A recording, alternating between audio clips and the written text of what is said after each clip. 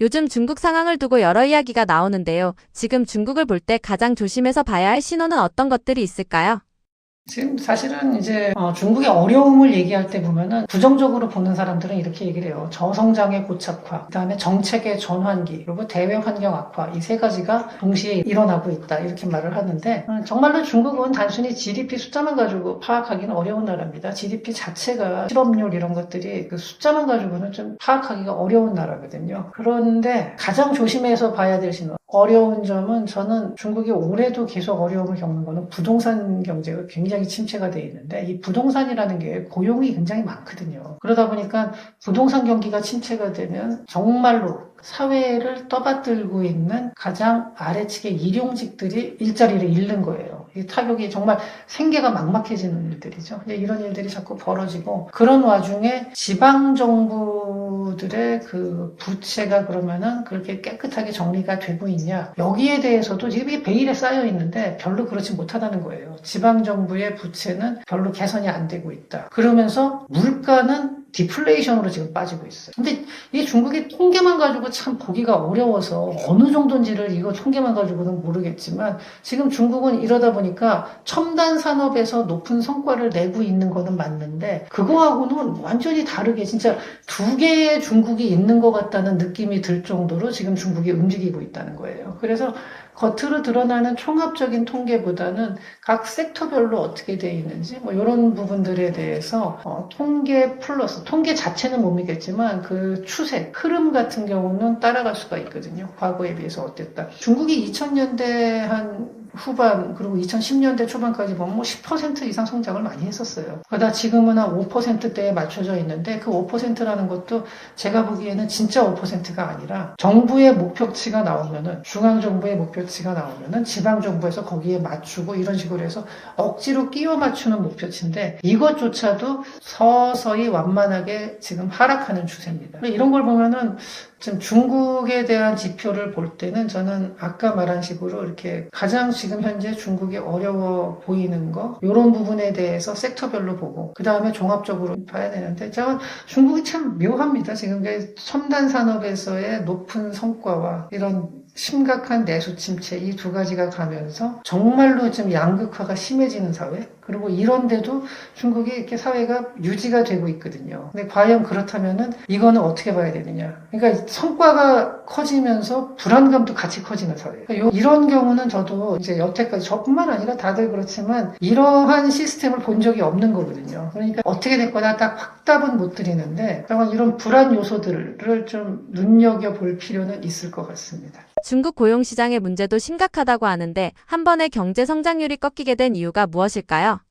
사실 한 번에 꺾였다 이렇게 이제 말할 수는 없고요. 중국이 왜 중국 경제에 대해서 부정적으로 보는 사람들도 중국이 순식간에 무너질 거다 이렇게 말하는 분은 거의 없어요. 대부분 보면 저성장 기조에 빠졌다. 그리고 중국이 여러 가지로 딜레마를 가지고 있다. 뭐 이렇게 얘기를 하는데 중국이 작년에 수출은 정말로 역대 최대 성과를 내고 그래요. 그런데 그 과정을 보면은요, 내수는 굉장히 침체가 되고 수출은 잘 됐다. 그런데 수출이 잘 됐는데도 불구하고 두 개를 합쳐봤을 때 경제 성장률은 서서히 조금 하락을 하고 있어요. 이 얘기는 뭐냐면은 그러니까 내수가 얼마나 안 좋았는지, 그러니까 수출이 저렇게 끌고 가는데도 불구하고 전체적인 성장률은 내려간다. 그러면은 이 중국의 수출이라는 게 내수에 전혀 도움도 안 되고 오히려 전반적으로 보면은 큰 탑을 해봤을 때 떨어졌다. 이거는 내수가 얼마나 안 좋은지를 반증을 하는 거거든요. 근데 중국 수출에 대해서 그런 얘기를 해요. 물론 첨단 제품의 수출도 있지만 여전히 중국은 또 저가 상품들이 많거든요, 비중이. 근데 수출 단가를 보면은요, 이게 하락을 하고 있어요. 상당히 장기간 하락하고 있습니다. 그 수출 단가가 하락한다는 얘기는 덤핑을 한다는 거죠. 실제로 뭐 WTO에서 법적으로 말하는 덤핑에 뭐 걸린 경우도 뭐 여러 개 있지만 그거 외에 그런 거는 아니지만 실제로 수출 단가가 이렇게 떨어지고 있다는 얘기는 중국에서 굉장히 디플레이션이 심하고 임금은 오르지 않고 그러니까 낮은 임금과 공급받는 그 여러 가지 원자재에 대해서도 가격을 후려치고 이러면서 중국 내부에서는 계속해서 누르면서 해외로 과잉 생산된 거를 쏟아내고 있다는 거예요. 그러니까 이런 게 과연 언제까지 지속이 가능할지 모르겠습니다. 지금까지는 뭐 버텨왔는데 저는 이걸 그렇다고 해서 어느 시점에 이게 확 문제가 되면서 성장이 확 둔화되고 수출도 이러한 것들이 멈추게 되는지 이거를 정확하게 알 수는 없겠죠. 하지만 저는 이게 과연 장기적으로 앞으로 5년 이상 갈 거냐 그거는 쉽지 않을 것 같거든요. 근데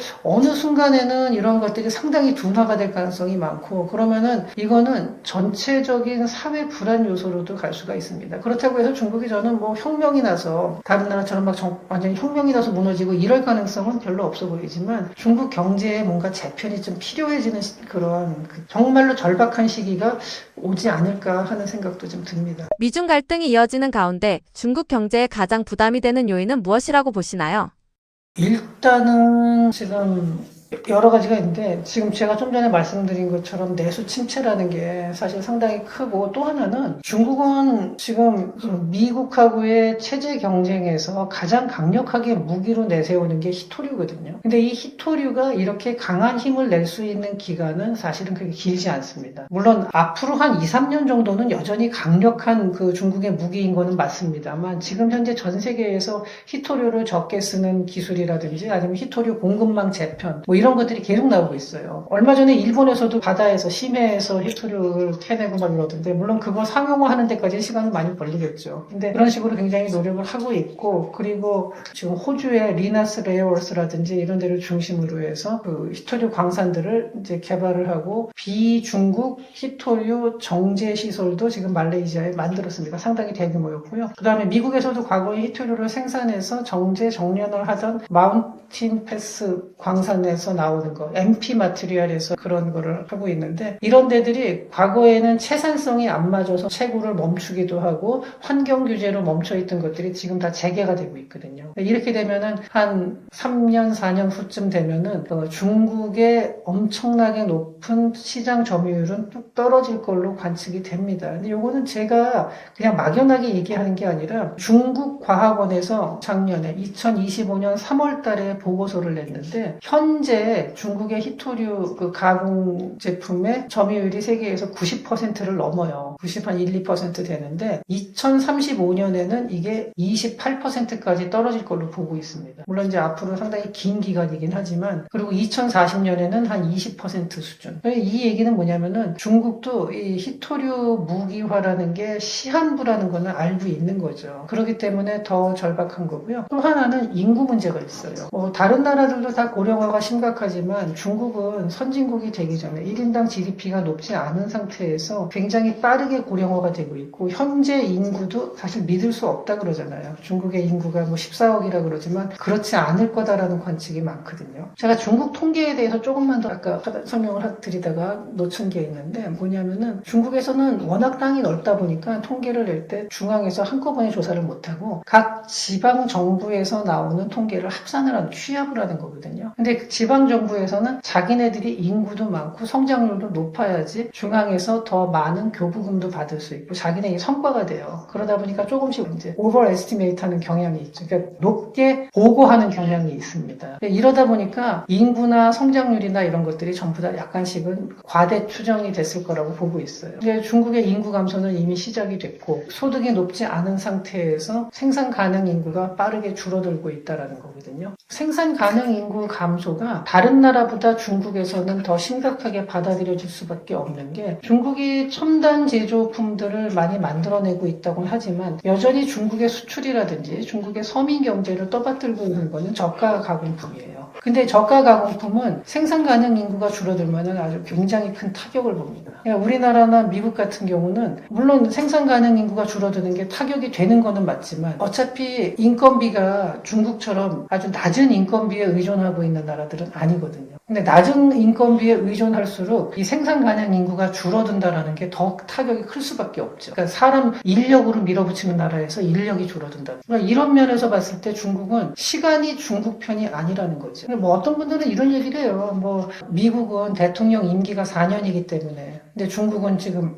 시진핑 주석이 뭐 재임까지 할 수도 있다. 그러니까 시간이 중국 편 아니냐 그러는데 그건 그렇지가 않은 게 미국은 누가 들어와도 현재 미중 체제 경쟁은 지속이 됩니다. 뭐 미국이건 중국도 마찬가지예요. 시진핑 주석이 갑자기 사라진다 하더라도 다른 사람이 들어와서 집단 지도 체제가 된다 하더라도 현재의 체제 경쟁이 멈추진 않을 겁니다. 방향이 조금 더 완화된 쪽으로 갈 수는 있어요. 소리나 이런 강도가. 하지만 이 큰 흐름, 미국과 중국의 체제 경쟁은 지속이 되고 있는 상황이거든요. 바이든 대통령 시절이라고 해서 중국하고 사이가 썩 좋았냐? 그렇지 않아요. 바이든 대통령 때도 슈퍼 301조 가지고 중국에다가 퍼센트 관세 매기고 이런 거 다 했거든요. 중국에서도 2024년에 왕즈스인가? 그 이름이 북경대 교수님인데 그분이 포린 어페어라는 외교 전문지에다 기고를 한 걸 보면은 중국은 해리스를 원할까 트럼프를 원할까 선거 때였는데 그런 칼럼을 썼어요. 어느 쪽을 더 선호할까? 뭐라고 썼냐면은 똑같다는 거예요. 전혀 차이가 없다. 중국 지도부는 해리스건 트럼프건 전혀 어느 쪽에 대한 선호도도 없다. 미국과의 경쟁의 정도는 전혀 차이가 나지 않을 거다. 이렇게 말을 했어요. 그런 말이 약간은 과장일 수도 있습니다. 물론 그 민주당 시절에는 적어도 표현을 이렇게 거칠게는 안 썼고 조금 정도의 차이는 있을 수 있거든요. 하지만 기본적으로 장기적인 그 미중 체제 경쟁은 단기간에 끝날 일이 아닙니다. 이거는 상당히 장기화될 거고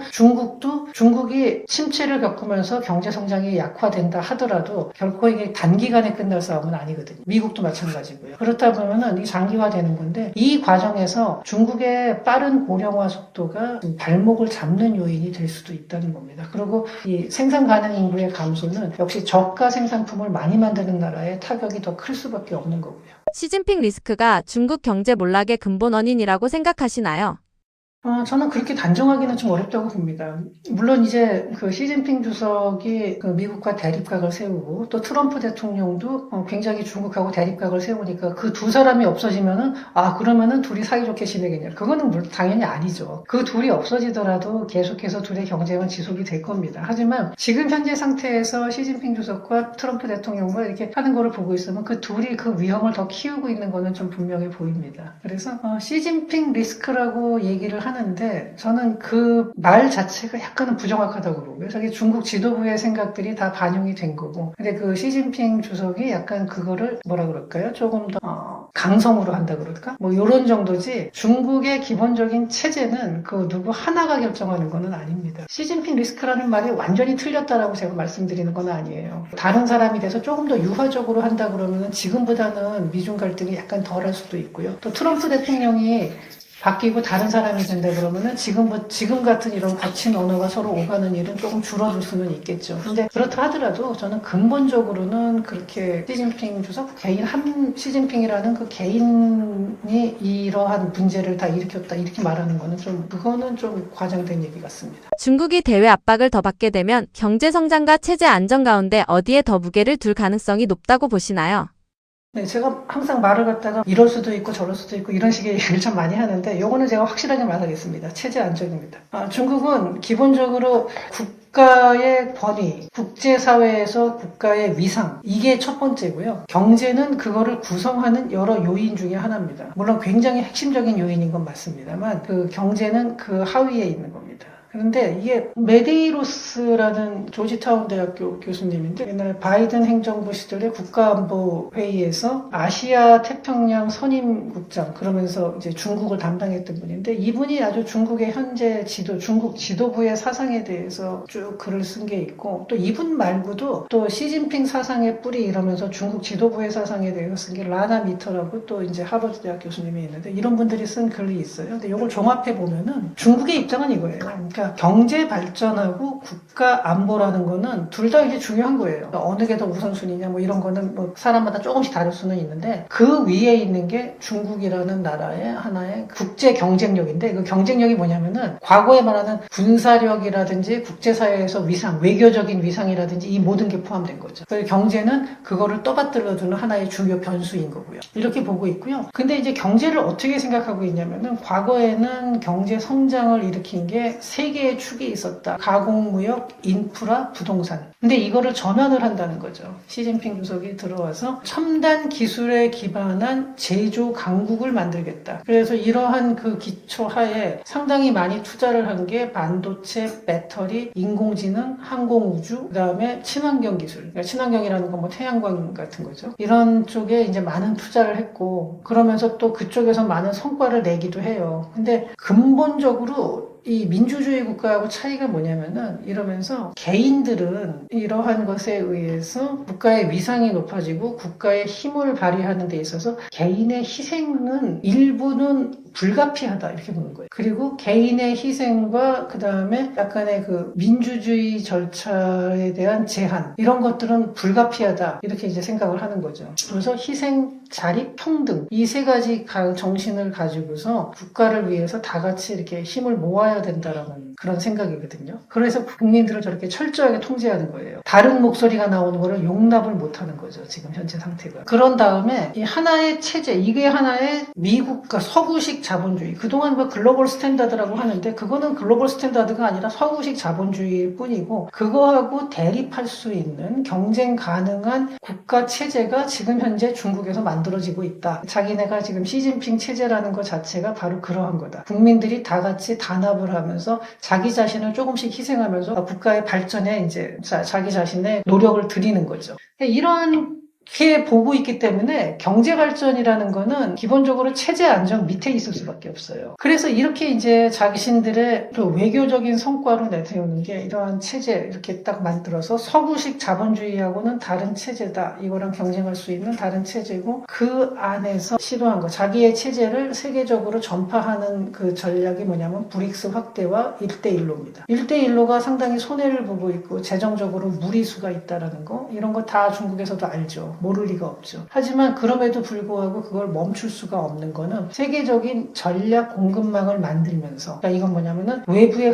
돈을 지금 많이 들여서 손해를 보더라도 그 서구 자본주의에 흔들리지 않는 자신의 자체적인 공급망 플러스 자기네가 들어간 데에서 자기네의 그 중국식 체제와 이데올로기를 전파한다는 거죠. 이게 이제 그러한 이제 방식이 그러한 목표를 추구하는 과정에서 나타나는 게 1대1로입니다. 얼핏 지금 이제 우리가 이렇게 들었을 때 과연 이러한 이데올로기가 우리나라에 들어온다 그러면 아마 우리나라 국민들은 결사반대하겠죠. 개인의 희생이라든지 어떤 민주주의 절차의 훼손 이런 거는 어쩔 수 없는 일시적인 성장통이다 이런 식으로 말을 한다 그러면 이걸 누가 받아들이겠어요 우리나라에서. 근데 현재 중국에서는 그렇게 하고 있는 거고 중국 내에서도 반발이 나옵니다. 실제로 후진타오 시절에는 이렇게까지 강하지 않았었거든요. 이게 후진타오 주석 시절에는 공산당에 대한 비판도 일부는 허용을 했고 정책에 대한 비판은 비교적 자유로운 편이었어요.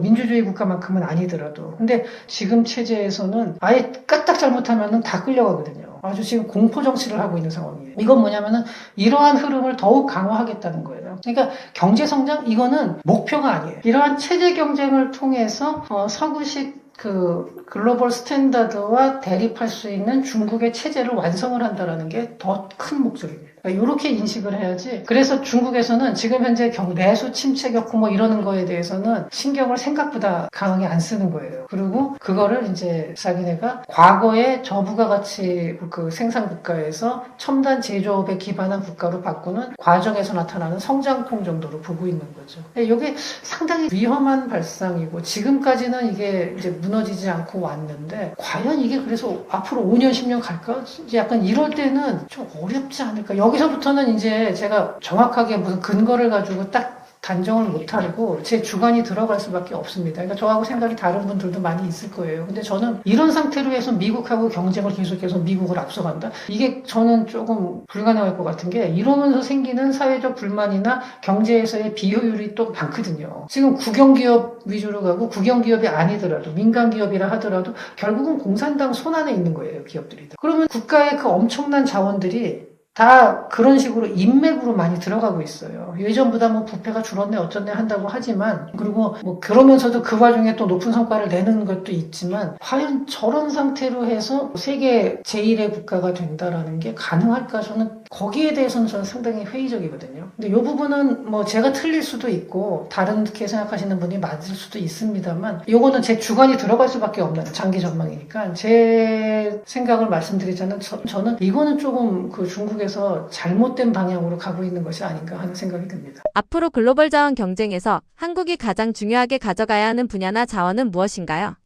뭐 일단은 우리나라가 이번에도 뭐 지금 중국 때문에 희토류가 많이 부각이 됐죠. 사실은 희토류도 뭐 다 그런 게 아니라 희토류 중에서도 특히 중희토류, 뭐 디스프로슘이나 뭐 네오디슘 뭐 이런 쪽인데 희토류 중에서도 어떤 거는 뭐 생산 양이 굉장히 많고 싸기도 해요. 근데 디스프로슘하고 터뷴, 뭐 네오디뮴 이런 것들은 굉장히 비싸고 또 희귀하죠. 그래서 이런 거를 이제 최대한 많이 비축을 해야 되는데 항상 그런 게 있어요. 비축을 한다는 게 그럼 우리가 필요한 거 다 비축하는 게 가능하냐? 불가능합니다. 비용도 너무 많이 들고요. 그리고 비축을 하면은 그럼 뭐 몇 년치를 비축하겠어요. 이렇게 비축이 잘 안 돼요. 그 비용도 많고. 그래서 단기적으로 우리나라도 이거 비축을 하고는 있거든요. 전략물자연구원 같은 데서 상당히 많이 비축을 해놓고는 있는데 이게 정확하게 몇 개월치 이런 식으로 발표는 안 하죠. 당연히 그 전략물자니까. 하지만 뭐 한 3에서 6개월치 정도 이렇게 가지고 있고 뭐 이런 경우가 많이 있습니다. 어떤 거는 1년치를 가지고 있기도 하고 이렇게 하는데 이거는 단기적인 충격을 대응할 수 있는 비축분이고요. 그거랑 또 하나는 이제 공격은 최선의 방어입니다. 니네가 이걸 끊어? 그럼 우리도 이거 끊을게라고 할 수 있는 이러한 무기들을 많이 만들어놔야 돼요. 근데 지금 현재 우리나라가 그렇게 쓸 수 있는 게 반도체 같은 게 있는데 반도체 사람들이 반도체 왜 없지 않냐 그러는데요. 상대방을 공격할 수 있는 무기도 정말로 심각하게 상대를 때릴 수 있는 게 있고요. 상대를 살짝 괴롭힐 수 있는 게 있고 여러 가지가 있습니다. 저는 이번에 일본에서 그 포토레지스트를 무기화한 걸 보면서 느낀 건데 일본이 반도체 강국이 아니거든요. 지금 상태로는. 그럼에도 불구하고 반도체 공정을 올스탑 시킬 수 있는 하나의 소재를 가지고 있는 거예요. 우리나라처럼 제조업 기술력이 높은 나라라면은 다른 각종 산업에서도 어떤 특정 공정이나 특정 소재 같은 경우에 우리나라가 시장 점유율이 굉장히 전 세계적으로 높은 것들이 몇 개가 있을 거예요. 뭐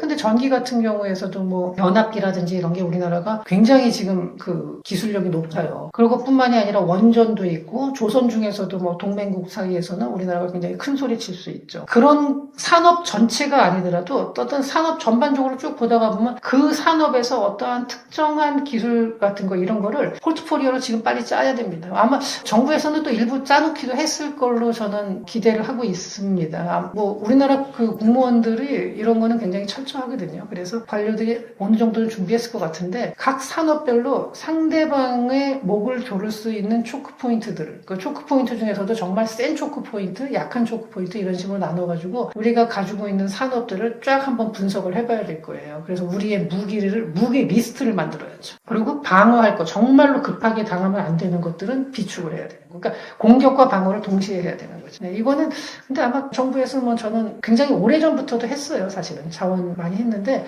어느 선까지 갔는데 근데 국제 정세가 이렇게까지 긴박해지지는 않았었기 때문에 그거를 이렇게 많이는 안 했겠죠. 근데 지금은 계속 서둘러서 이걸 더 강화해야 될 거로 생각을 합니다. 지금 금리는 그대로인데 더 오를 수 있다는 말도 나오고 있습니다. 이런 상황을 시장에서는 어떻게 보고 있나요?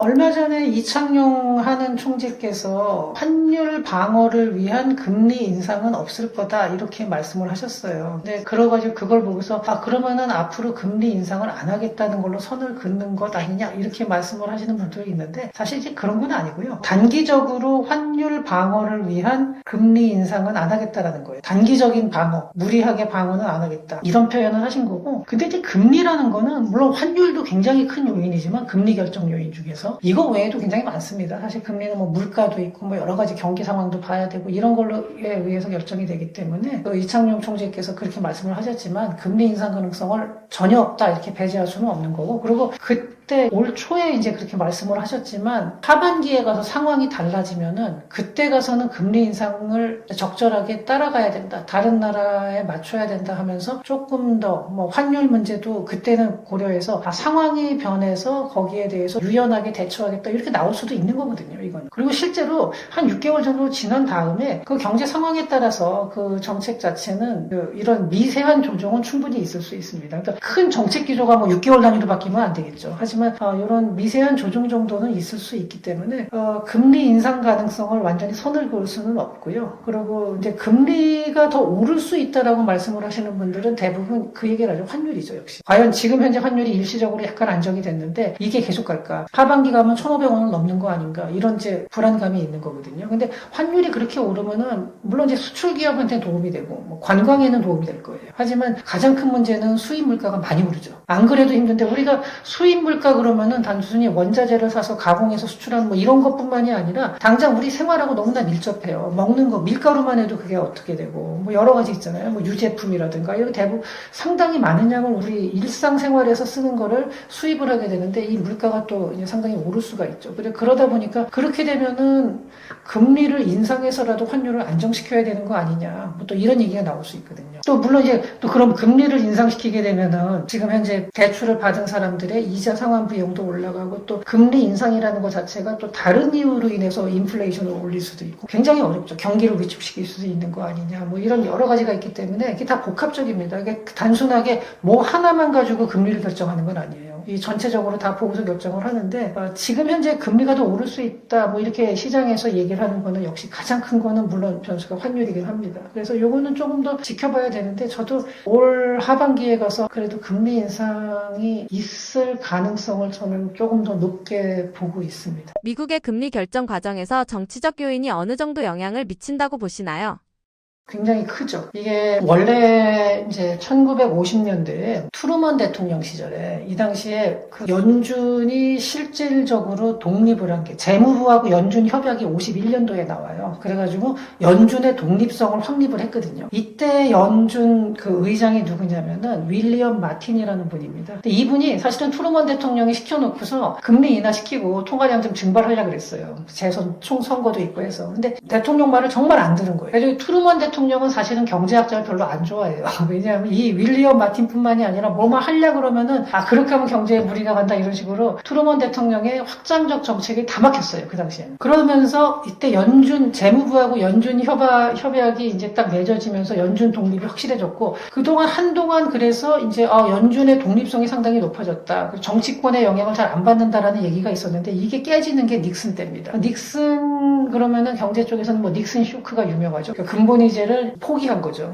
그랬는데 이때 연준 의장이 아서 헤이즈인데 이분이 그 닉슨 대통령하고 굉장히 친한 개인적으로도 친분이 두텁고 닉슨 대통령의 말을 아주 잘 듣는 분이었어요. 그래서 닉슨 대통령이 그때 이제 뭐 여러 가지로 뭐 베트남 정도 있고 뭐 이러다 보니까 돈이 많이 필요하다 보니까 그 금리를 인하해서 완화적인 정책을 펴라 그랬는데 그 말을 다 수용을 했죠. 그러면서 미국에서 이때 스태그플레이션이 오는데 그 당시에 뭐 유가도 많이 올라가고 다양한 이유가 있지만 연준의 잘못된 정책이 스태그플레이션을 키웠다라는 평을 많이 받아요. 그래서 연준 내에서는 역대 최악의 의장을 아서 헤이즈로 뽑기도 합니다. 이때도 보면은 정치권의 영향을 많이 받은 거죠. 금리 결정에. 이렇게 됐는데 그나마 이제 레이건 대통령 시절에 연준 의장을 했던 폴 볼커가 있죠. 이분은 레이건 대통령이 좀 경기 부양을 해야 되는 거 아니냐 그러는데 금리를 대폭 인상하면서 인플레이션을 잡았어요. 굉장히 고통스러운 기간을 몇 년 겪었지만 그러면서 스태그플레이션이 잡혔죠. 이래서 볼커에 대해서도 굉장히 높은 평을 받았어요. 이런 식으로 대통령하고 마찰을 일으키기도 하고 대통령 말을 듣기도 하고 이런 식으로 왔다 갔다 했는데 요즘에 이제 트럼프 대통령 들어와서 제롬 파월 그 의장이 굉장히 버티고는 있지만 정치권의 영향에서 지금 완전히 벗어나 있지 못하거든요. 근데 이런 상태다 보니까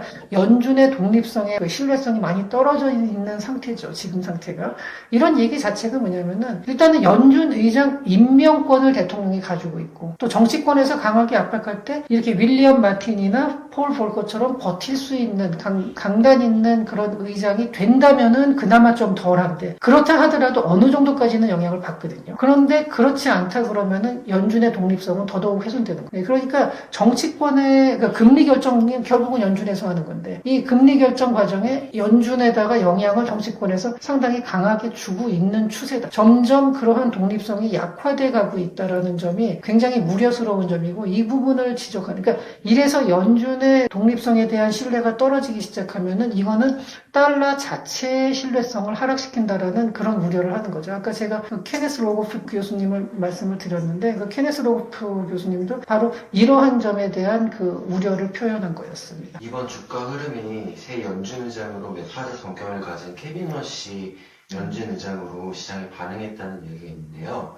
이번 새 연준 의장 선임으로 금리에는 어떤 영향이 있을까요? 저는 이제 그 케빈 워시가 매파로 유명했었죠. 2000년대 후반에 그 양적 완화를 할 때 거기에 반대하면서 연준 이사직을 사표를 내고 나갈 정도로 굉장히 그 강한 성향을 가지고 있었는데 최근 들어서 작년에 하는 얘기나 이렇게 쭉 들어보면은 과거하고는 생각이 많이 달라진 것 같아요. 그래서 저는 시장에서 우려하는 것만큼의 매파는 아니라고 생각을 하는데 시장에서는 그래도 여전히 그 과거의 행적 때문에 강하게 우려를 했던 것 같아요. 그런데 요거는 조금 과하게 좀 걱정을 한 것 같고요. 어쨌든 근데 만약에 케빈 워시가 지금 파월처럼 트럼프 대통령하고 그 대립각을 세운다 그러고 그러면서 금리 인하를 계속 이제 억제를 한다. 금리를 뭐 동결 내지는 뭐 심한 경우에 인상까지 간다 그러면은 단기적으로는 경기가 조금 침체될 가능성이 많습니다. 시장의 유동성이 좀 줄겠죠. 근데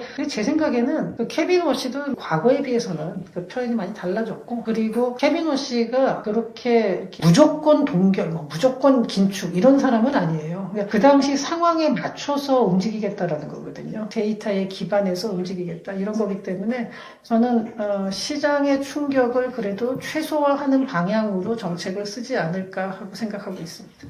최근 시장 불안을 판단할 때 특히 주목해야 할 지표나 신호는 무엇이라고 보시나요? 뭐 이럴 때는 어떤 특정하게 한두 개의 지표만 가지고 판정할 수 있는 거는 아니죠. 물론 당연히 일반적인 거시 지표, 뭐 주가, 고용, 물가, 금리 뭐 이런 당연한 변수들을 봐야 하는 건 당연한데 여기다가 또 하나 이렇게 불안한 시기에는 심리 지표도 좀 봐야 돼요. 소비자 심리 지표하고요. 구매 관리자 지수, PMI라고 그러죠. 이런 것들이 이렇게 시장의 변동성이 크고 불확실성이 많을 때는 이 그러니까 사람들의 심리가 실제로 없는 거를 만들어내기도 하거든요. 그래서 이런 심리 지표도 좀 유심히 지켜보는 게 좋을 겁니다. 원화 약세는 단순한 달러 강세의 영향으로 볼 수 있을까요? 아니면 우리 경제의 구조적 요인도 함께 작용하고 있을까요? 지금 달러가 그렇게 강세도 아니에요. 달러 지수를 보면은 달러도 약세인데 원화가 너무나 약세인 거죠. 그래서 여기에 대해서 원인이 뭘까 뭐 다양한 얘기들을 합니다. 근데 기본적으로 저는 그 수요와 공급으로 봤을 때 원화의 그 달러에 대한 수요가 국내에서 공급보다 많다는 얘기거든요. 근데 우리나라가 지금 무역 흑자도 많이 낸 상태인데 굉장히 한동안 계속해서 반도체 굉장히 슈퍼 사이클로 인해서 달러가 많이 유입되는 상태인데도 불구하고 이 공급보다 수요가 많다라는 거는 뭔가 좀 구조적인 불안감? 사람들이 시장에 대해서 불안을 느끼는 것이 있다는 건데 작년 말에 자본시장연구원에서 이와 관련된 보고서가 나왔어요. 우리나라 원화 약세에 대해서. 근데 여기서는 지금 대외적인 요인으로는 이제 금리 차이, 미국 금리가 우리나라 금리보다 높다. 뭐 얘기도 하고 이런 것보다 더 근본적으로 어떻게 보냐면은 국내에서 뭔가 경제 활력이 떨어지고 투자처가 그렇게 많지 않다는 거예요. 물론 증시는 좋지만 이게 주로 수출 기업들, 특히 반도체 쪽이나 자동차, 조선 이런 쪽에서의 그 수출 기업들이 주도하는 성장인 거지 전반적으로 투자처가 그렇게 많으냐? 그렇지 않다라는 거예요. 그러다 보니까 이제 해외 투자가 많아지게 되는 그러니까 뭐 개인이건 기업은 해외 투자를 선호하는 경향이 높아졌다. 그래서 이게 외환 시장에서 달러 수요를 부추기는 역할을 했다라는 건데 물론 이 보고서 하나만 가지고 이게 절대적인 정답이다 단정을 할 수는 없겠지만 지금 상황 자체가 조금 시장에서 보면 이런 정서가 많이 확산돼 있는 걸로 생각이 됩니다. 혹자는 현재 IMF보다 힘들다는 이야기도 나오고 있습니다. 제2의 IMF 올 수도 있을까요? 제2의 IMF라 그러면은 이제 그 금융위기인데 그거는 저는 그럴 가능성은 거의 없다라고 봅니다. 근데 IMF보다 힘들다라고 말하는 거는 또 일리가 있어요. 이건 제가 나눠서 설명을 드리자면은 97년도에서 98년 사이에 IMF 구제 금융을 받게 될 당시에는요. 우리나라가 무역 적자가 상당히 오랫동안 누적돼 있는 상태였습니다. 그런 상태에서 단기 차입금이 많았어요. 그 당시에 종합금융이라는 게 있었거든요. 종금사라고 불렀죠. 거기가 무슨 역할을 했냐면은 해외에서 달러를 빌려요. 단기 차입을 해서 국내에서 달러가 필요한 기업한테 대출을 해주는 거죠. 그러면 그 과정에서 해외에서 차입할 때의 금리보다 대출을 해줄 때의 금리가 조금 높았거든요. 정말 앉아서 편안하게 돈을 벌었던 거죠. 그런데 이 단기 차입금이 확 늘어난 상태에서 그 당시에 90년대 후반에 우리나라의 구제금융, IMF 구제금융이 오기 직전에 태국하고 인도네시아의 환율이 폭등을 하면서 그 나라 경제가 아주 아주 굉장히 어려워진 적이 있어요. 근데 그때쯤이 뭐냐면은 글로벌 금융시장이 확대되던 시기예요. 그 전까지는 글로벌 금융이 이렇게까지 크질 않았어요. 그러니까 인터넷도 뭐 90년대부터 많이 보급이 되고 이러면서 해외 헤지 펀드들이 자유롭게 왔다 갔다 하기 시작하는 그 흐름, 그러한 것들이 이제 막 본격화되는 게 그 시기였거든요. 근데 그때 우리나라도 그 많은 단기 차입금들이 동시에 빠져나가는 거예요. 그러니까 국내에 달러가 텅텅 비게 된 거였죠. 그래서 나중에 보면은 국내 외환 보유액이 뭐 30억 달러 밑으로 떨어졌었거든요. 근데 지금하고 비교해 보자면은 지금은 흑자가 많이 나는 상태입니다. 살짝 적자가 나는 적도 있었지만 흑자가 지금 많이 나고, 특히 올해까지 작년 뭐 재작년에서 올해 한 내년까지는 반도체 슈퍼 사이클이 이어지기 때문에 달러 유입은 계속 될 거고요. 그리고 현재 외환 보유고는 4천억 달러가 넘습니다. 그러니까 그때랑은 비교가 안 되죠. 30억 달러하고 4천억 달러 이상하고. 그런 식의 이제 그 구제금융까지 갈 가능성은 저는 거의 없다라고 보는데, IMF보다 경기가 더 어렵다라고 느끼는 거는, 이거는 특히 자영업자들이 이렇게 많이 느껴요. 자영업의 위기라는 말이 있는데 이 부분은 저도 좀 공감을 합니다. 왜냐하면은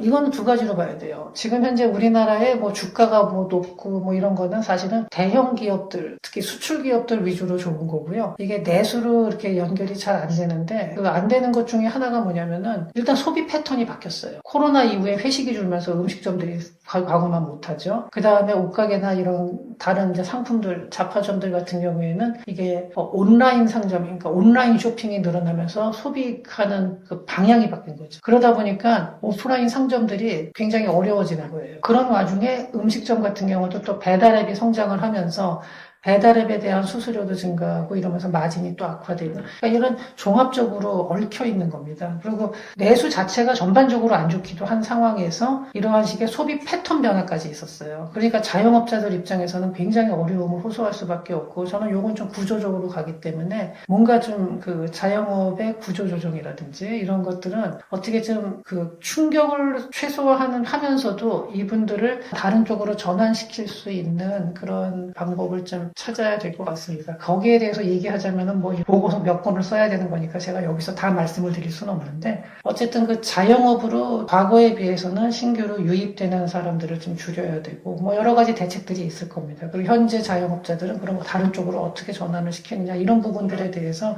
좀 더 정책적인 고민이 필요할 걸로 보입니다. 지금 물가가 오르는 이유는 무엇이고 앞으로도 계속될 가능성이 높을까요? 예, 사실 지금 이제 물가가 수치로만 보면은, 물가 상승률 수치로만 보면은 그다지 많이 오르지는 않습니다. 한 2% 초반 정도로 2024년, 2025년 이렇게 안정된 걸로 보이는데, 이게 실제로 체감 물가가 그렇지가 않은 거죠. 소비자 물가 지수 이렇게 나오지만 그걸 보고서 서민들이, 우리가 일반적인 국민들이 느끼기에는, 내가 느끼기에는 훨씬 더 많이 오르는 것 같다, 뭐 이런 식의 느낌을 많이 받죠. 뭐 그거는 이제 물가 바스켓을 구성하는 품이나 이런 것들도 있는데, 요즘에 물가가 많이 오르는 게 주로 이제 우리의 실생활과 관련된 뭐 음식물이라든지 주로 그런 쪽에, 딱 실생활하고 관련된 쪽에서 상승률이 좀 높게 나와요. 그러다 보니까 수치로 보이는 거 이상으로 체감 물가는 조금 더 높게 느껴지는데, 그 이유는 뭐 여러 가지가 있을 겁니다. 아무래도 그 공급망이 좀 불안정해지고, 또 세계 정세가 불안정해지고 이러면서 전반적인, 특히 음식과 관련된 식재료라든지 뭐 이렇게 서민 생활하고 직결되는 제품들의 가격이 많이 올라간 거고, 이거는 아마 앞으로도 장기적으로 좀 지속될 가능성이 높습니다. 왜냐하면은 이러한 고물가가 되는 게 과거에 비해서 이제 공급망이 분절이 됐거든요. 예전에 2000년대 초반에 중국이 들어오면서 저가 제품을 중국에서 많이 생산을 하고, 이게 2000년대 초반에 낮은 물가의 가장 큰 원인이 됐어요. 그러면서 그땐 차이 메이커라는 말이 있을 정도로 미국하고 중국의 관계가 사실 정치적으로야 뭐 조금씩 충돌도 있었지만 경제적으로 굉장히 밀접해 있었고, 꼭 미국과 중국뿐만이 아니라 전 세계 공급망이 하나로 통합되어 있으면서 가장 효율적인 체계였는데, 이제 그게 서서히 분리가 돼가는 거죠. 그래서 요즘에 나타나는 거는 또 뭐 그거 외에 뭐 기후 문제도 있고 전쟁, 러시아 우크라이나 전쟁, 뭐 다양한 것들이 있는데, 이것이 이제 그걸로 단기적으로 조정이 돼서 끝나는 게 아니라 장기적으로도 공급망이, 미국과 중국의 공급망이 분리가 된다 그러면은 이제는 경제 안보라는 말을 흔히 쓰잖아요. 과거에는 가장 효율적이고 가장 싼 제품을 썼다면은 이제는 그게 아니라 자기네 동맹국 내에서만 생산을 해야 돼요. 그렇게 되면은 과거에 비해서는 당연히 공급 쪽에서 비용이 올라갈 수밖에 없죠. 그러니까 이런 점을 쭉 고려해 본다면은 앞으로도 이전과 같은 물가는 어려울 거고 일단은 살짝 올라온 상태에서 고물가 상태에서 뉴노멀이 형성될 걸로 예상이 됩니다. 최근 달러 환경이 달라졌다고 하는데 지금 가장 중요하게 봐야 할 지점은 어디일까요? 달러 환경이 달라진 거는 아무래도 이 탈달러 연합 그래서 뭐 브릭스를 중심으로 달러를 배제하려고 노력하는 달러의 영향력을 조금이라도 줄여보려는 그런 움직임도 있고 하지만 저는 보다 더 근본적으로 전 세계 모든 법정 화폐의 가치가 떨어지고 있어요. 이건 달러만 그런 게 아니에요. 그러면서 80년대까지 이제 미국을 중심으로 설명을 드리는데 이게 다른 나라도 다 상황은 비슷합니다. 80년대 초반에 미국의 GDP 대비 부채 비율이 한 30% 됐습니다. 근데 이게 2000년에 들어왔을 때는 60%를 넘게 되고 2008년도 이후에 그때 금융위기가 있었죠. 그러면서 한 100%까지 올라갔다가 코로나 이후에 120%를 넘기죠. 근데 이게 미국만 그런 게 아니라 유럽이라든지 다른 나라들도 비슷한 시기에 비슷한 정도로 GDP 대비 부채 비율이 많이 올라갔습니다. 그러다 보니까 전 세계의 법정 화폐의 가치가 다 떨어지는 추세죠. 네, 이렇게 되는데 그 하버드 대학의 케네스 로고프 교수님이 있는데 이분도 뭐 노벨 경제학상을 수상하신 분이죠. 이분이 이제 그 미국 같은 경우는 요새 뭐 페드에다가 트럼프 대통령이 압력을 넣고 이러는 과정을 법치주의 훼손과 제도적 신뢰 상실이라는 표현을 썼어요. 달러에 대해서. 그리고 페드의 독립성 무력화 시도는 달러 자산의 영구적인 불확실성이라는 세금을 매기는 것과 같다. 이런 경고를 하셨는데 이런 것 자체가 지금 뭐 이건 근데 미국뿐만이 아닙니다. 다른 나라도 포퓰리즘 경쟁을 하면서 계속해서 통화가 증발이 되고 부채는 계속 누적이 돼가고 있는 자꾸 증가하고 있는 상황이거든요. 이렇게 되다 보면 달러 환경 자체가 변하는 거는 물론 중국을 부상으로 한 브릭스 확대가 이제 브릭스의 탈달러 그 움직임이 강해진 탓도 있지만 그보다 더 중요한 거는 전 세계의 법정화폐의 가치가 떨어지고 있다는 거고요. 그러다 보니까 달러의 가치도 당연히 예전만 못한 거죠. 미국의 국가부채 증가는 결국 우리 경제에 어떤 영향을 줄 수 있을까요? 사실 뭐 미국의 부채 증가가 우리나라에 직접적으로 영향을 준다라는 거는 뭐 정확한 거는 아닌데 그 직접적인 효과보다는 이게 이제 세계 경제의 불확실성을 증가시킵니다. 이러다 보니까 이 달러 가치의 변동성 확대라는 거에 글로벌 경제가 다 영향을 받거든요. 우리나라처럼 이렇게 오픈된 경제, 이렇게 무역 의존도가 높은 나라에서는 이러한 그 글로벌 금융시장의 불안이라는 게 전반적으로 우리나라의 금융시장에도 굉장히 큰 불안을 주는 거죠. 그러다 보니까 우리나라에서도 뭐 통화 정책을 쓰든지 어떤 정책을 쓰든지 간에 지금 현재 이게 불확실성이 높아진다는 것 자체가 하나의 비용이 되는 거죠. 그래서 이거는 뭐 우리나라뿐만이 아니라 전 세계가 다 이러한 영향을 받게 되는 건데 다 그러니까 부정적인 쇼크를 받는 거죠. 현재 상황에서 현금을 보유하는 전략은 어떤 장점과 한계를 가지고 있을까요? 저는 물론 현금을 어느 정도 예비비는 가지고 있어야 되지만 이게 화폐의 가치가 자꾸 떨어지는 상황에서 현금을 너무 많이 가지고 있는 거는 좀 추천을 드리지 않고 현물이라든지 뭐 아니면은 주식이라든지 뭐 이런 쪽에 좀 자산을 분산하는 걸 추천드려요. 그리고 요새 금이나 은값이 많이 오르잖아요. 그런 것들이 바로 이런 법정 화폐가 가치가 떨어질 거라는 장기적인 예측 때문이거든요. 장기적인 전망 이런 것 때문에 그래서 이제 뭐 앞으로 뭐 10년, 20년으로 멀리 내다보고 할 것 같으면은 금이나 은과 같은 현물도 좋고요. 그리고 뭐 국내 주식이든 뭐 미국 해외 주식이든 간에 좀 이렇게 자산을 다양하게 좀 분산을 시켜 두는 거를 추천드립니다. 뭐 이렇게 얘기하면 어떤 분들은 자산이 얼마 안 되는데 어떡하냐 그러는데 자산의 규모와 관계없이 그 비율을 저는 그렇게 말씀을 드리는 겁니다. 그리고 현금은 가면 갈수록 그 가치가 낮아질 가능성이 높습니다. 비트코인은 반대로 떨어지고 있는 이유가 무엇인가요? 비트코인을 디지털 금이라고 하는 거는 장기적으로 그렇게 될 거다라는 그 전망이죠. 사실 저도 뭐 그 전망은 아직까지 유효합니다. 저 자신도. 그런데 아직 그 디지털 금까지 올라오지를 못했어요. 그러니까 비트코인 가상자산이라는 시장은 아직 초창기 시장이고 아직은 조금 불안정한 면이 있습니다. 하지만 세상이 디지털화되고 앞으로 거래도 점점 이렇게 디지털 거래가 많아지거든요. 근데 이런 상황에서라면은 디지털 세상 속에서 이것을 움직이는 스테이블 코인의 역할이 커질 거고요. 그러면서 기존 그 전통 금융권을 뭐 완전히 대체할 가능성은 없지만 그 중에 상당 부분을 보완을 할 가능성이 있는 거거든요. 그러니까 지금보다는 시장이 많이 커지게 되겠죠. 현재 가상자산이 전반적으로 굉장히 상황이 안 좋은데 그러다 보면은 비관론은 이럴 때 항상 또 막 나옵니다. 그러다가 올 비트코인 가격이 올라가면은 그런 얘기가 또 쏙 들어가고 하는데 이거는 뭐 지금 상태에서 비트코인에 대해서 우호적으로 말하면은 아마 또 댓글에서 뭔가 안 좋은 얘기 하시는 분들도 있을 거예요. 하지만 단기적으로 이러한 변동성이 있지만 장기적으로는 디지털 머니라는 것 자체는 더 커질 수밖에 없고 그 디지털 세상 속에서 가장 먼저 신뢰를 받았으면서 발행량이 가장 확실하게 딱 제어되어 있는 거는 비트코인이거든요. 그러면 나머지 뭐 이더리움이나 뭐 XRP 같은 경우도 물론 뭐 발행을 뭐 지 멋대로 막 하는 건 아니지만 그건 발행량이 고정돼 있질 않아요. 그래서 늘어날 수가 있는 거거든요. 그리고 뭐 다양한 밈코인들은 뭐 말할 것도 없고요. 그래서 아마 이런 그 조정 과정을 거치면서 상당히 많은 알트코인들은 사라질 겁니다. 근데 알트코인 중에서 확실한 비즈니스 모델이 있고 사용처가 뚜렷한 게 있다면 그런 쪽은 오히려 지금보다 더 많이 오르겠죠. 그리고 굉장히 많은 밈코인들은 아마 사라지고 알트코인 중에서도 별다른 실용성이 없는 알트코인들, 그냥 막연한 모델만 가지고 있는 것들은 많이 사라질 겁니다. 하지만 비트코인은 그 와중에서도 가장 중심을 잡는 가상화폐가 될 거고 그러다 보니까 이게 이제 나중에 가면은 디지털 세상에서는 금 역할을 하게 될 거다 이런 얘기가 나오는 거죠. 그리고 요거는 지금 제가 말씀드리는 거는 당장 몇 달 사이의 얘기는 아닙니다. 저는 제가 뭐 금융 투자자 투자 전문가는 아니거든요. 근데 저는 단지 경제학적인 측면에서 장기적인 화폐의 가치를 종합적으로 봤을 때 저는 비트코인에 대해서는 장기적으로는 상당히 그 좋은 전망을 가지고 있고 앞으로 한 5년, 10년 후에 노후 자산으로서는 상당히 좋은 투자처라고 생각을 합니다. 그래서 다만 레버리지 투자는 절대로 금물이라고 말씀을 드리고요. 묻어놓고서 한 5년, 10년을 기다릴 생각을 한다 그러면은 저는 굉장히 좋은 투자처라고 생각을 합니다. 비트코인을 보험 자산이라고 부르는 이유가 있는데 최종적으로 금을 대체할 수 있다고 보시나요? 저는 대체하지는 못한다고 봅니다. 대체하는 게 아니라 다른 종류죠.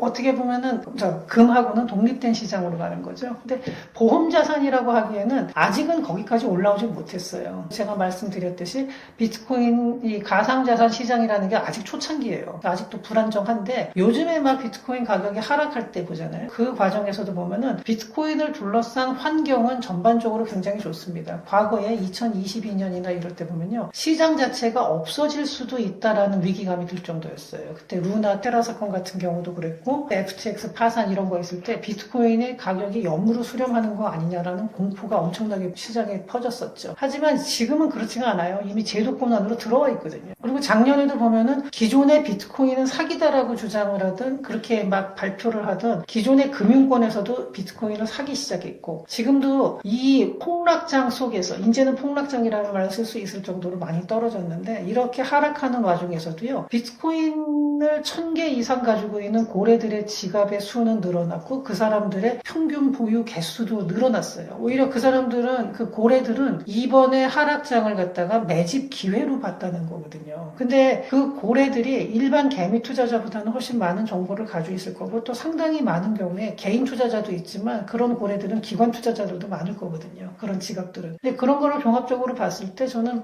지금 상황은 2022년도의 그런 공포와는 전혀 다르고요. 지금은 좀 조정장인 거고 당분간 횡보할 수도 있겠지만 이제 상당히 올라갈 거고 아직까지는 보험 자산이라고까지 올라오지는 못했어요. 근데 보험 자산이 될 거라고 말하는 분들의 주장은 그 논리는 뭐냐면은 이 비트코인이라는 게 기존 금융권하고는 다른 움직임을 보인다. 요새는 뭐 거시 변수하고 많이 연동이 되지만 이게 나중에 가게 되면은 기존 금융시장하고는 조금 떨어져서 이 충격을 완화하는 장치로 쓸 수가 있을 거다. 그런 면에서 근데 주식으로 들어가면은 그 주식시장이 무너지면 다 같이 안 좋거든요. 물론 기업의 성과에 따라 조금씩 다르겠지만 하지만 요거는 주식시장하고는 물론 요새는 연동되는 정도가 좀 높아지긴 했지만 그렇다 하더라도 한쪽이 이제 다른 거시 변수들하고 다르게 좀 움직일 수 있는 여지가 있기 때문에 해칭 상품이 될 수도 있다 뭐 이런 논리입니다. 근데 저는 뭐 보험자산이라는 표현은 아직은 좀 과한 것 같기는 합니다. 하지만 장기적으로 어찌됐든 뭐 좋은 투자처가 될 수 있을 거라는 측면에서는 뭐 크게는 큰 의미에 동의하는데 보험자산이라는 말은 약간은 아직은 좀 쓰기가 너무 이르다는 생각은 듭니다. 그리고 보험이라고 한다면은 글쎄요 투기적 보험 정도? 그러니까 보험은 보험인데 정말로 안전이라기보다는 금과 같은 그런 안전자산이라기 보기보다는 약간 투기적 보험 정도로 얘기를 한다면은 뭐 그거는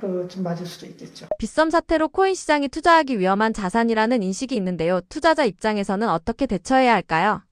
근데 이러한 게 다 이제 제가 조금 계속해서 강조를 드리지만 굉장히 이제 아직까지 가상자산 시장이라는 게 기존의 금융권만큼 성숙된 시장이 아니라는 점이거든요. 그래서 가상화폐 쪽에서 지금도 보면 새로 나오고 출시되고 상장되는 다양한 그 알트코인들이나 밈코인들을 보면은 정말로 이런 거는 좀 굉장히 그 뭐라 그럴까 사기성이 강하다 그럴까 좀 거칠게 표현하자면 뭐 그런 것들도 많이 있고요. 그 다음에 이 거래소도 조금은 운영에 미숙함이 있습니다. 근데 이거는 이제 초창기에 일어나는 일들이고 이것이 지나면서 그러니까 사람들이 초창기라 그러면 아 이게 몇 년이 됐는데 아직도 초창기냐 그러는데 기존 금융권은 수백 년이 된 거거든요. 이쪽 가상시장 쪽은 그렇게까지 역사가 길지 않고 아직까지 뚜렷하게 관리하는 법 자체가 제도권에서 법제화되고 규제를 받고 관리를 하기 시작한 거는 정말 최근입니다. 그러니까 이런 점을 고려한다 그러면요. 이건 초창기에 일어나는 일시적인 혼란 정도로 이해해 주시면 좋겠습니다. 코스피 상승과 외국인 자금 흐름을 함께 보면 현재 시장 상황을 어떻게 해석해야 하나요?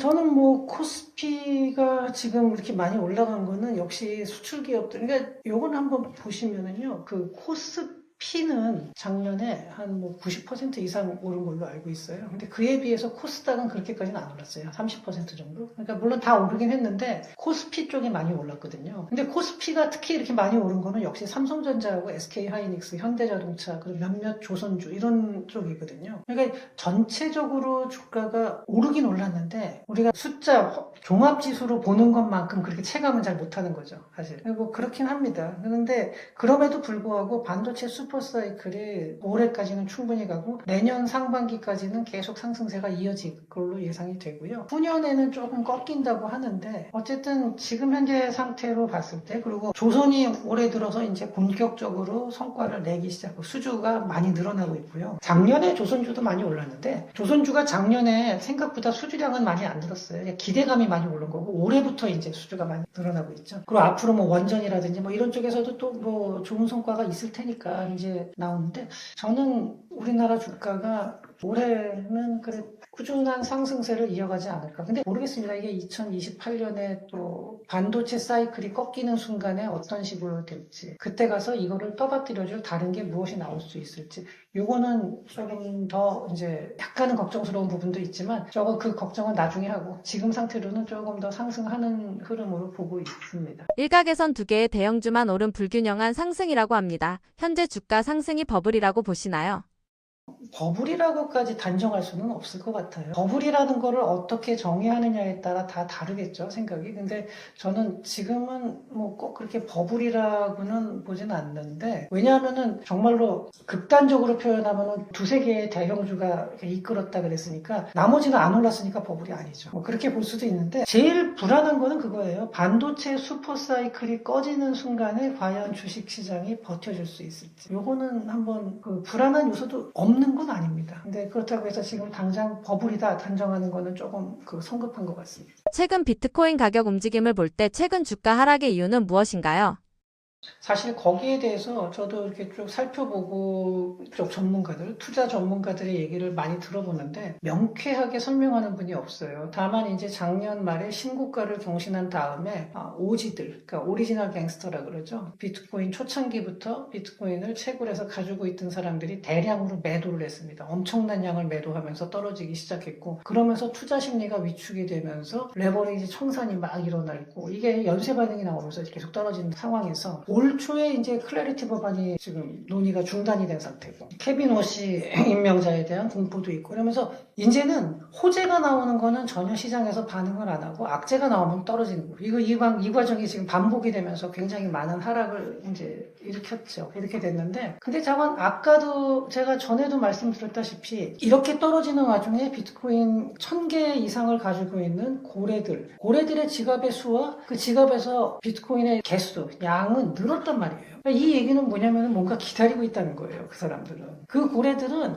개인일 수도 있지만 개인보다는 뭐 기관도 있고 뭐 다양할 거예요. 이렇게 보면은 저는 지금 떨어진 거를 뭐 장기적인 흐름으로 보면은 다시 충분히 회복하고도 남을 거라고 생각을 합니다. 그래서 왜 그렇게 생각을 하느냐? 지금 단순히 그런 데이터상의 문제뿐만이 아니라 제가 계속 말씀드리지만 법정 화폐의 가치가 하락하는 과정에서 발행량이 제한되어 있는 거, 수량이 제한되어 있는 거. 그러니까 이제 당연히 현물에서는 금이나 은 같은 경우가 되는 거고 그런 경우에는 물론 채굴은 되지만 지금 채굴량이 굉장히 빠르게 줄어들고 있거든요. 금도 지금 현재 우리가 채굴 가능한 금의 한 75%는 이미 채굴이 됐다 그래요. 그리고 새로운 금광은 잘 개발이 안 되고 있고요. 물론 이제 나중에 가서 뭐 100년, 200년 후에 정말 지구 깊숙이 파고 내려가서 캐낼 수 있는 기술이 나온다면 또 다른 얘기인데 지금 현재 상태로는 금의 공급량은 크게 늘지 않을 걸로 보고 있거든요. 수요에 비해서. 비트코인도 마찬가지입니다. 발행량이 2,100만 개로 딱 정해져 있죠. 어떻게 보면 이건 금보다 더해요. 그러니까 이게 고정된 자산. 그런데 이미 시장에서 신뢰를 얻었고 제도권의 편입이 돼서 각 여러 국가에서 지금 전략적 비축 자산으로 만들겠다라고 얘기를 했어요. 근데 작년에 금값, 은값은 저렇게 오르는데 비트코인은 왜 안 오르냐 그러는데요. 금하고 은값이 많이 오른 게 된 것 중에 각 개인들도 샀지만 그거보다는 각국의 중앙은행에서 엄청난 양을 샀어요. 근데 비트코인은 중앙은행에서 살 수 있는 법령까지가 아직 불확실해요. 만약에 그 제도가 중앙은행에서 금처럼 사모을 수 있는 제도가 정해져 있었다면 아마 많이 샀을 거예요. 근데 지금은 그렇진 못했거든요. 그래서 그러한 제도가 딱 마련이 되고 먼저 한다 그러면은 미국이 먼저 움직일 가능성이 많은데 작은 나라들이 엘살바도르 이런 데서 하는 거는 그 파급력이 너무 작고요. 미국에서 만약에 그런 식으로 무언가 움직임이 나온다 그러면 비트코인 값은 정말로 굉장히 빠른 속도로 상승할 거고. 그래서 저는 두 가지입니다. 제가 비트코인 가격이 상승할 거라고 보는 이유는 첫 번째는 온체인 데이터상에서 고래들의 지갑 움직임. 두 번째는 지금 현재 그 법정화폐 하락, 이거는 좀 경제학적으로 그 수요 공급 측면에서 봤을 때 법정화폐 화폐의 가치 하락으로 인해서 제한된 자원에 대한 수요 증가. 이 두 가지 측면에서 저는 비트코인의 가격은 앞으로도 계속 상승할 걸로 봅니다. 장기적으로. 코인의 호의적인 트럼프 정부의 관심이 개별 코인보다 스테이블 코인에 집중된 이유는 무엇인가요? 일단은 그게 가장 직접적인 거는 스테이블 코인이 미국의 국채를 사기 때문이에요. 미국에서 발행하는 스테이블 코인은 반드시 미국 국채 기반으로 해야 되거든요. 근데 트럼프 대통령이 제일 먼저 발등에 부르다가 처음부터 시작한 게 미국의 부채 줄이는 거잖아요. 부채를 줄이려고 그러면은 국채를 누군가 사줘야 돼요. 그래야지 국채 금리가 떨어지죠. 근데 중국 정부는 지금 미국 국채 엄청나게 던졌거든요. 굉장히 많이 팔았어요. 그런데 요거를 만약에 스테이블 코인이 계속 늘어나면서 국채를 사준다 그러면은 중국이 아니라 뭐 다른 나라가 다 던진다 그래도 큰 문제가 없어지는 거죠. 그래서 이 디지털 세상에서 일단은 그 거래는 다 스테이블 코인으로 하잖아요. 다른 코인들은 가격 변동이 있기 때문에 잘 안 하고 다 스테이블 코인으로 하게 되는데 이 스테이블 코인의 그러니까 디지털 화폐 시장 자체가 커지면서 스테이블 코인 발행량이 늘어나고 미국 국채에 대한 수요를 먼저 끌어올 수 있기 때문에 일단 먼저 시작은 당연히 스테이블 코인으로 할 수밖에 없습니다. 그리고 그 이후에 이제 그 스테이블 코인의 어떻게 보면은 반드시 그게 딱 1대1로 기준이 되는 건 아니지만 그러한 그 디지털 화폐 시장이 커진다 그러면은 거기서 가장 그 중심을 잡아줄 수 있는 거는 그래도 비트코인이라고 봐야죠. 최근 대출 규제를 강화한 배경은 무엇이라고 보시나요?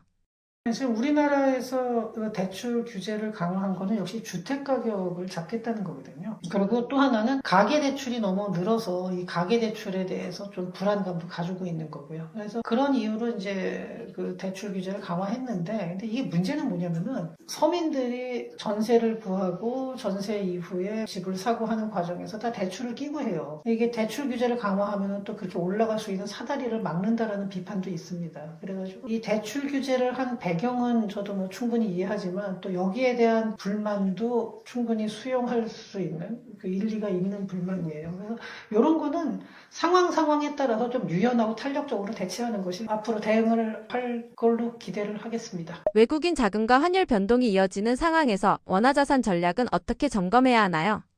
저는 뭐 요즘에 어디 가서 이런 얘기 들으면 항상 하는 얘기가 저는 분산입니다. 분산해서 포트폴리오를 구성하라. 그래서 현금도 당장 필요한 거는 당연히 가지고 있어야 되고요. 그 다음에 주식이라든지, 그 다음에 뭐 금이나 은 같은 그런 현물이라든지, 비트코인이라든지 이렇게 다양한 데다가 조금 분산을 시키는데 그 분산하는 비율은 정말 개인의 성향에 따라 다르겠죠. 제가 약간의 여유가 있어서 당장 쓸 거 아니고 한 10년, 20년 묵혀둘 수 있는 돈이 좀 제법 있다 그러면 저는 금이나 은을 추천드립니다. 그리고 비트코인도 약간은 그런 식의 장기 투자로 한 5년 이상을 생각을 하면서 사는 게 좋고요. 그리고 주식 같은 경우는 그래도 조금 더 공격적으로 할 수가 있겠죠. 이렇게 보는데 다른 거는 뭐 이런 거는 정말 개인의 성향이라서 어느 게 정답이다라고 말씀을 못 드리는데 딱 하나 저는 이렇게 변동성이 심하고 불확실성이 높을 때 레버리지 투자는 절대 하지 말라고 하고 싶습니다. 레버리지 투자는 진짜 이렇게 변동성이 큰 시장에서는 물론 큰 돈을 벌 수도 있겠지만 그 위험이 너무 커요. 개인 차원에서 감당하기 어렵기 때문에